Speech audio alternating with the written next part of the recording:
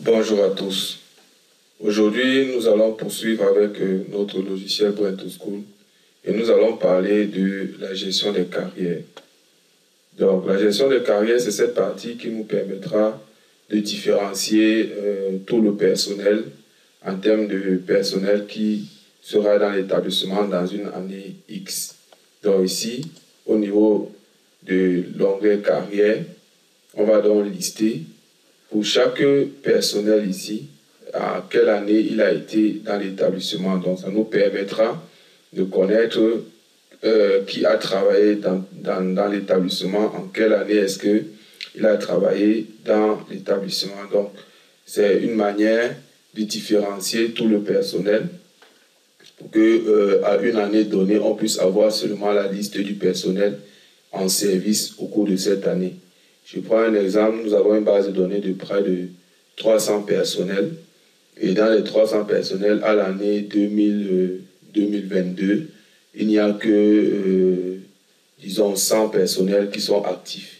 Donc, ce sera pour nous une manière de les différencier. C'est pourquoi dans notre base de données, nous avons prévu la table professeur qui nous permettra donc de ranger chaque personnel en fonction de l'année. Et c'est lorsqu'il est dans une année qu'on peut le placer comme surveillant général, comme professeur de mathématiques, ainsi de suite.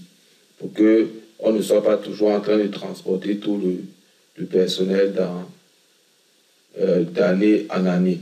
Donc voilà un peu la structure de la table professeur, comment est-ce qu'elle se présente. Bien, à partir de là, donc, on aura pour chaque personnel sélectionné, on aura la liste des années où il a travaillé. Donc nous allons faire quelques modifications par rapport à la précédente vidéo pour que les choses soient nettement mieux présentables. Nous allons donc retourner sur Windev pour voir comment mettre en place tout cela. Bien, étant sur Windev, certaines personnes, certains internautes m'ont fait des remarques que j'ai trouvées très pertinentes et pour la présentation de notre logiciel. Donc la première remarque, c'est que lorsqu'on sélectionne un personnel ici et que nous sommes à l'onglet carrière par exemple, on n'a que l'information qui est ici en réalité. L'information s'y devrait toujours apparaître pour qu'on sache que c'est ce personnel et nous sommes à la carrière du personnel sélectionné. Donc voici toutes les informations. Donc ça fait que quand on met ici l'onglet information, on n'aura pas toujours une visibilité claire du personnel en réalité. J'ai trouvé ça pertinent et ceci va également impacter, se faire au niveau du dossier des élèves. Donc, si on va dans la fenêtre dossier des élèves, nous sommes ici. Donc, vous voyez, lorsqu'on va quitter cette partie-ci et qu'on commence à aller dans les autres onglets, on n'a plus de visibilité sur l'élève. Donc,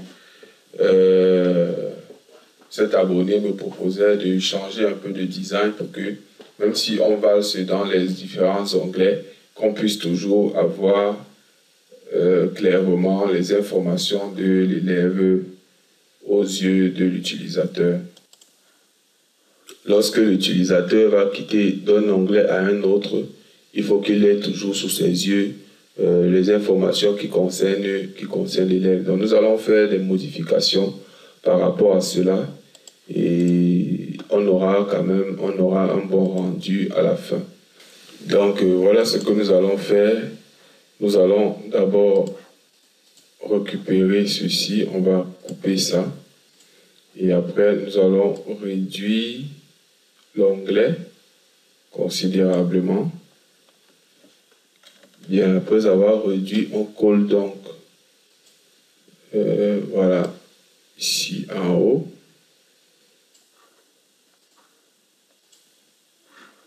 Voilà, on fait ça. Et on s'arrête ici. on enlève carrément toute la partie qui concerne les parents. Et ici, on va faire comme ceci. Bien. Maintenant, on peut repositionner notre onglet.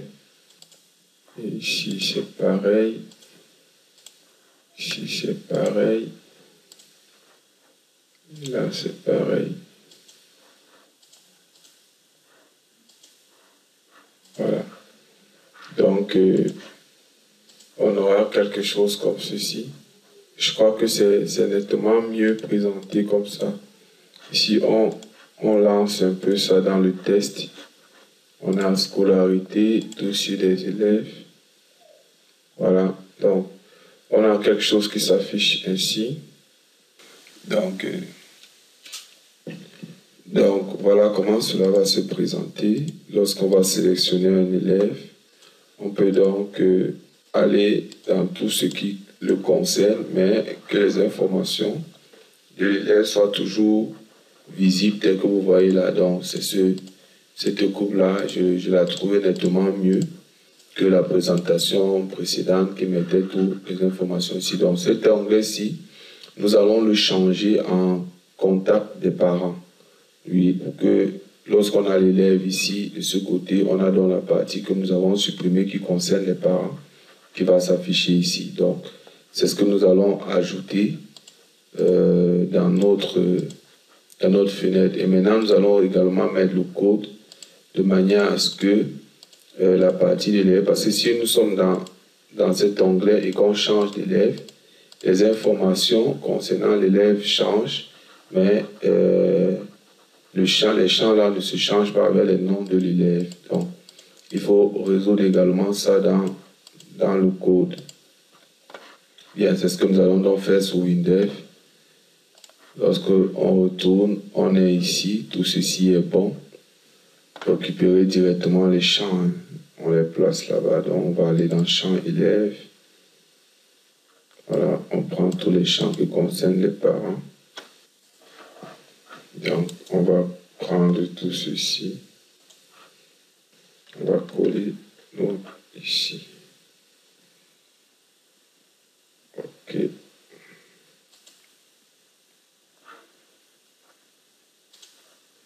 Voilà, je crois que là c'est bon. On a donc ces informations. Exactement là. Maintenant, nous allons travailler dans le code de la zone répétée. Je crois que le tout, c'est dans la procédure PL quelque chose. Donc, on va revenir dans liste élèves, la fenêtre interne, on sélectionne. La zone répétée, on va dans le code pour qu'il nous renvoie dans cette procédure. Voilà, donc ici, cette procédure-ci, c'est elle qui charge les informations de l'élève. Donc nous allons entrer ici et voici la partie qui concerne les parents. Donc, le prénom aussi doit monter. Voilà, voici la partie qui concerne les parents. On va couper ça. Voilà. Et on laisse le reste. Donc, ce que nous allons faire, on ressort. Et cette procédure, on va l'envoyer tout en haut.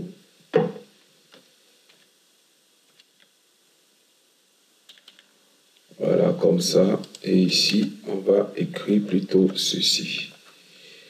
Et on va dire que ça se passe plutôt comme ça.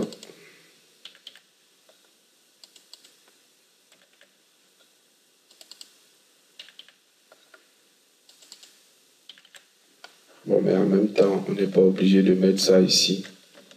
On peut reprendre ça.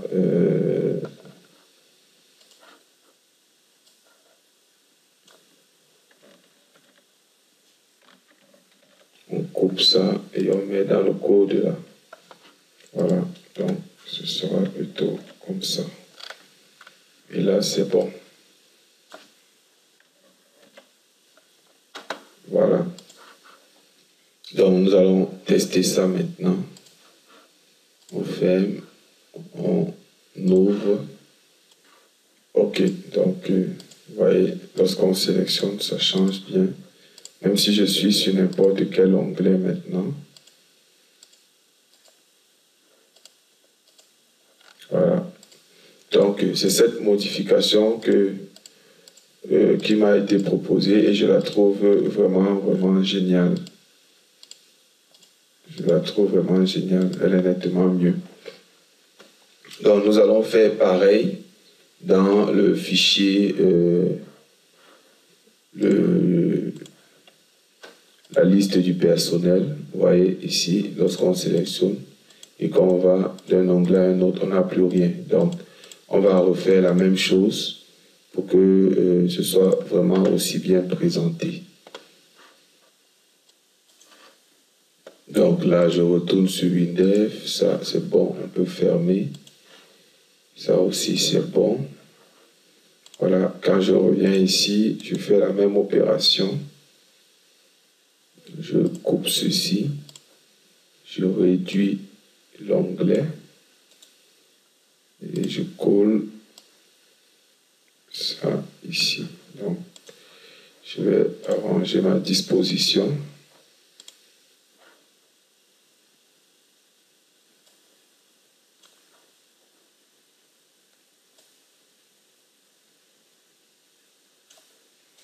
Et on va ancrer ça en longueur et notre onglet sera bien entendu là.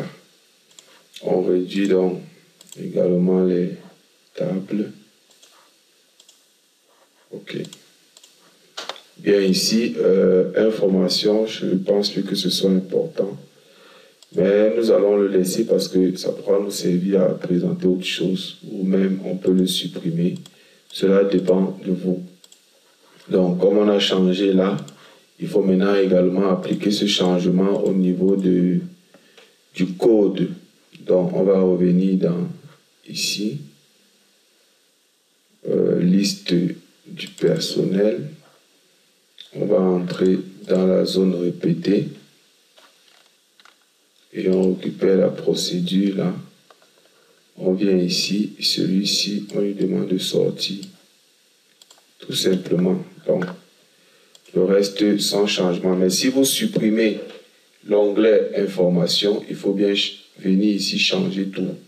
Parce que si vous supprimez l'onglet information, la carrière deviendra 1 et ainsi de suite. Donc, vous devez décrémenter chaque numéro et supprimer celui-ci.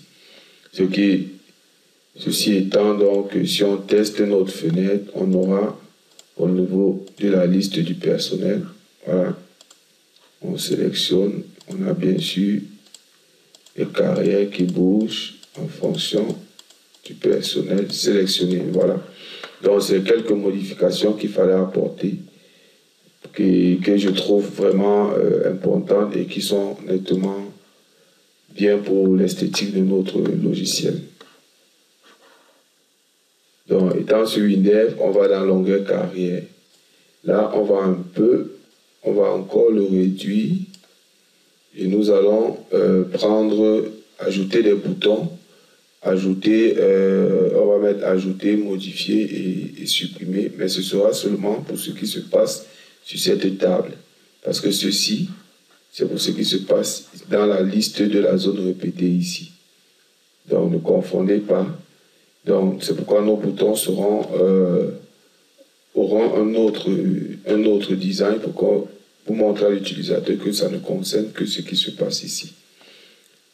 Par rapport à ça, donc, je vais ajouter quelques boutons. Bien, nous avons ajouté les 3 boutons suivants. Mettre en service, modifier la ligne de carrière et supprimer la ligne de carrière. Voilà les 3 boutons que nous avons ajoutés. Donc, de ces 3 boutons, nous allons maintenant étudier les codes qu'il y a derrière. Mais avant, nous allons présenter donc la fiche carrière. Voilà la fiche carrière, voilà comment elle se présente. Et c'est à partir de là qu'on va donc enregistrer les carrières. Qu'est-ce qu'il faut enregistrer en réalité? l'année à laquelle on est en train d'ajouter la ligne de carrière, le type de personnel, le profil du personnel, son compte, son mot de passe. Et on repère son mot de passe pour vérifier. Voilà, tout simplement. Ce champ-ci, c'est le même champ que nous avons ici. Donc, c'est vraiment rien de changé. Vous voyez l'importance d'avoir utilisé une fenêtre interne. C'est qu'on serait en train de reproduire les mêmes champs, ainsi de suite. Or, avec une fenêtre interne qu'on a fait une seule fois, et cela se repère, on peut l'utiliser une fois. Et lorsqu'une modification est apportée, ça va se répercuter sur toutes les fenêtres. On ne sera pas obligé d'aller de fenêtre en fenêtre pour pouvoir apporter les diverses modifications. Donc, nous allons donc présenter tous les codes que nous avons saisis en arrière-plan. Donc, ici, pour mettre à jour, mettre en service un personnel qui est sélectionné là, on va dans le code. Voilà, le code est simple. On récupère le personnel à partir de l'identifiant sélectionné. On retrouve le personnel par la procédure PG affiche personnel, dont le code est le suivant. Donc voilà le code. On recherche dans le tableau des personnels au niveau de l'identifiant. On recherche le ID qu'on lui envoie et nous renvoie cette instance de personnel. Lorsqu'on récupère l'instance de personnel, on stocke cette instance dans cette variable. On fait pareil maintenant pour le professeur. On récupère l'instance, on définit une instance professeur ici et on ouvre la fenêtre fiche carrière en lui envoyant les informations du personnel. Parce que cette fenêtre fiche carrière demande à son ouverture deux variables. La première variable, c'est l'instance du personnel, c'est-à-dire les informations du personnel. Et la deuxième variable, c'est l'identifiant du professeur que nous avons initialisé à 0. Donc de là, on donne le titre de la fenêtre ici, c'est fiche de carrière. Maintenant, on remplit les champs, ces champs-ci, on les remplit à partir de l'instance de personnel qu'il a envoyé. On charge toutes les informations. Maintenant, on dit si il envoie un identifiant de professeur différent de 0, si c'est égal à 0, nous sommes dans le cas d'une nouvelle ligne de carrière. Mais si ce n'est pas égal à 0 et que c'est différent de 0, dans ce cas-là, nous sommes dans une modification. Il va donc récupérer, définir le professeur. Il récupère le professeur par la procédure PG affiche professeur. Que voici. Voici son code. Ici, PG affiche professeur. Voilà comment cela s'écrit. Ça n'a plus besoin d'être expliqué puisque nous l'avons déjà écrit, mais à maintes reprises. OK. Et après avoir fait ça, il remplit les divers champs de l'année, du profil, du type, du compte et du mot de passe. Remarquez qu'ici, je n'ai pas ajouté de cryptage au mot de passe. Voilà. Donc, je veux faire les choses un peu simples sans ajouter un cryptage nécessaire. Donc, voilà, dans le cas d'une modification, voilà comment notre fenêtre va se comporter. Donc, maintenant, étant dans notre fenêtre, on a saisi toutes les informations. On vient donc maintenant pour enregistrer. On va d'abord vérifier les contraintes d'enregistrement. Est-ce qu'il a saisi le compte? Est-ce qu'il a saisi le mot de passe? Est-ce que les deux mots de passe saisis sont égaux? Est-ce qu'il a une année? Est-ce qu'il a sélectionné un profil? Par rapport à tout cela, donc, on définit une instance de professeur que voici, on dit qu'on a le ID année, ID personnel, le professeur, le profil, le type, et ainsi de suite. Voilà, donc on définit tout ceci, et on récupère ici l'instance du type pour connaître exactement de quel type c'est. Le personnel, c'est celui qu'on a envoyé, on le place ici. Et voilà, ici on a donc le ID de ce personnel-là qu'on a récupéré là. Maintenant, il nous fallait ajouter également les instances d'année et les instances de profil. Voilà, telles que nous avons ajouté les instances de personnel et de type ici, il nous faut ajouter les instances d'année et de profil. Donc, c'est ce que nous allons faire. On va ici, dans la structure, la déclaration de la structure de professeur, on va donc dire ST année et un ST année. Voilà, on définit également pour le profil ST profil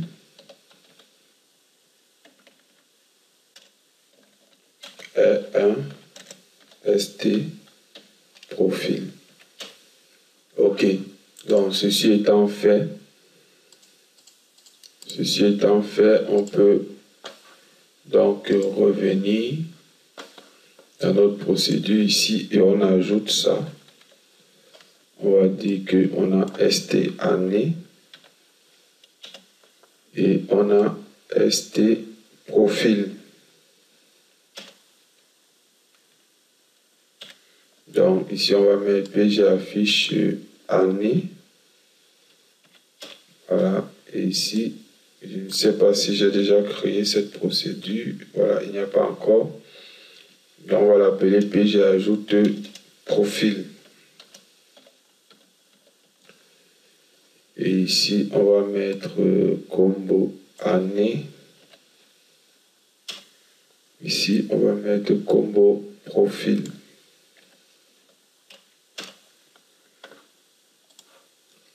Bien sûr, il va envoyer une erreur. Donc, les profils, on va aller au niveau des années.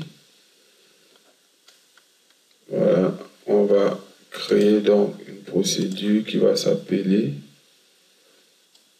profil.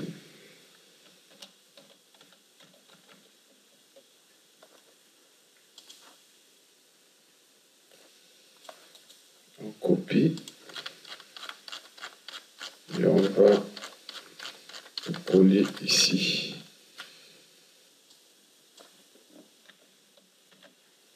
Voilà, on change juste 2 ou 3 petites choses. Ici, c'est un ST profil. Profil. Voilà. Si on enregistre, ok, modifie donc. Ok, je vais changer. Ici, là, ce sera JTab profil. Pareil ici. Ok, donc on va lui dire où est-ce qu'il doit faire la recherche.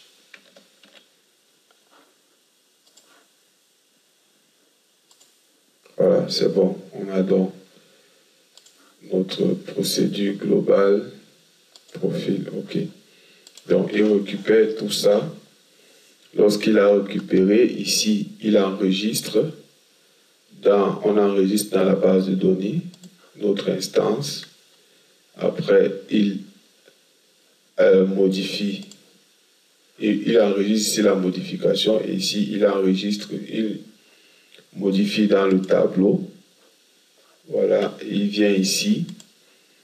Il enregistre dans la base de données. Ici, il récupère l'identifiant et il enregistre dans le tableau des professeurs. Il ferme en renvoyant cette variable. Bien, quand il renvoie donc la variable, ici, on récupère donc ça ici et on remplit notre table avec table SL ligne avec animation. Vous connaissez déjà ce qui va se passer. Maintenant, donc voilà, tout ce qu'il y a ici, on va juste ajouter stprofil.libellé. Et ici, oui, c'est ça ici. Et ici, on va mettre st année.libellé. Voilà. Je crois que c'est bon. C'est bon à ce niveau.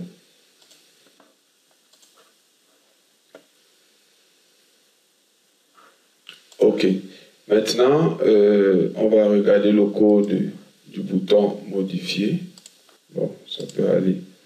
On regarde le code du bouton modifier. À ce niveau, on va ajouter st année.libellé. Et ici, st profil.libellé. Voilà, le reste sans changement, puisque c'est la même procédure qui va s'exécuter. Donc, voici tout simplement notre code. Ici, l'année, le compte, le profil et le type. Voilà. Donc, pour notre bouton modifier, voici le code. On récupère d'abord l'identifiant du professeur ou alors de la carrière sélectionnée. Et on prend le personnel, on définit cet instant de professeur et on lui envoie les deux valeurs dont il a besoin à la fenêtre fiche carrière. On lui envoie l'identifiant du professeur qui a été sélectionné et l'instance du personnel. Et lorsqu'il nous renvoie le professeur, après les modifications, voilà, on affiche donc ces modifications. Ici, donc, c'est tout pour ce code du bouton modifier. Maintenant, le bouton supprimer va nous permettre donc de supprimer cette ligne-là. On va prendre le ID de la carrière ou du professeur. C'est ça ici. Ici, on supprime dans la base de données. Ici, on supprime dans le tableau. Et après, on supprime dans la table. Ici, c'est table cherche. Table cherche, voilà. Table cherche, il cherche dans la table. Et après, ici, c'est table supprime.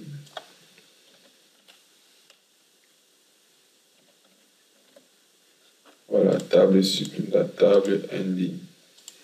Il supprime la ligne qui a pour indice ce que nous allons renvoyer. Bien, voilà, je crois que tout y est.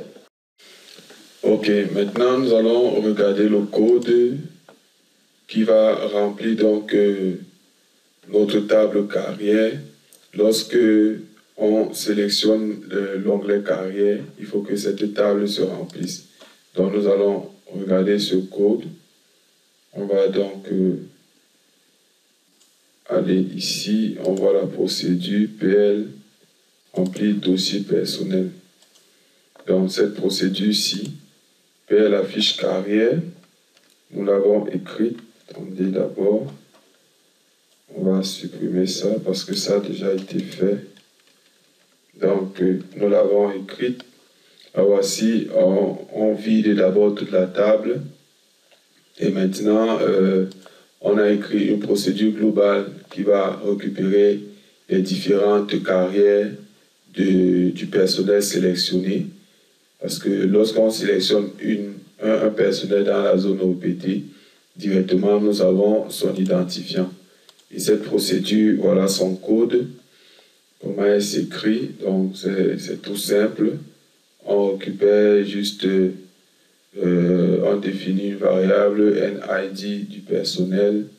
On dit donc recherche dans tous le tableau des professeurs, le professeur qui a le même identifiant du personnel que celui qu'on t'a envoyé. Dès qu'il trouve, il charge dans la table, le tableau là. Et lorsque le tableau est bon, on le trie par année décroissante et on renvoie maintenant ce tableau à notre procédure PL affiche carrière. Et on lit donc toutes ces informations qu'on charge dans la table. Donc voilà, pour cette procédure, voilà comment elle s'écrit. C'est aussi simple que ça. Il n'y a vraiment rien de compliqué là-dedans.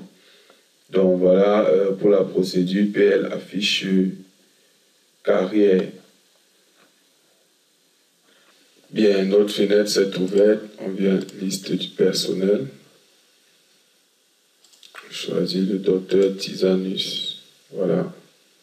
Voilà, là, nous allons ancrer ces boutons. Je vais d'abord le faire. On revient sur Windev. On sélectionne nos 3 boutons. Et on va ancrer cela à gauche comme ça. OK. Il y a une autre fenêtre s'ouvre. On va dans liste du personnel. On sélectionne le docteur Tisanus. Maintenant, on veut le mettre pour l'année en cours. Voilà. On a toutes ces informations qui s'affichent, bien entendu. Et c'est pour l'année 2021-2022. C'est un personnel administratif. Bien entendu, on peut modifier. On met personnel enseignant, personnel administratif ici. Parmi les profils, il y a censeur, il y a professeur. Bon, quand nous allons voir la gestion de droit, c'est là où le profil va beaucoup plus intervenir. Donc, mais nous l'avons créé avant-coureur. Ici, on peut dire que son compte c'est Tisanus. Et son mot de passe, c'est quelque chose. J'ai mis 1, 2, 3, 4, 5. Voilà, quand c'est là, j'enregistre. Et ça s'affiche. Donc maintenant, je vous ai dit que cette partie-ci, ça va se faire plus tard. Et à partir de là, on peut ajouter encore un autre poste pour lui, mais à ce poste-là, il aura un autre compte. Ainsi de suite. Donc, si en même temps, il est professeur et surveillant général, vous lui créez un compte professeur, un compte surveillant général pour que le système sache faire la part des choses lorsqu'il va se connecter avec l'un ou l'autre compte. Donc voilà, et on peut faire bien sûr la modification et ainsi de suite. Donc je ne pense pas qu'il y a quelque chose qui soit vraiment compliqué pour vous à ce niveau. Il me reste juste à vous présenter dans les procédures qui chargent le profil utilisateur, le type de personnel et l'année scolaire. Donc, pour l'année scolaire, vous connaissez déjà la procédure, c'est PG liste année que voici. Voici cette procédure, PG liste année, tout simplement. Donc voilà. Maintenant, pour remplir les types de personnel, c'est la procédure PG liste type. Voilà, donc voici PG liste type que voici. Ça s'écrit de la même manière. Maintenant, c'est à chacun de choisir où il va prendre la variable, quelle est la variable globale à utiliser. Pour le profil, c'est pareil. C'est PG liste profil.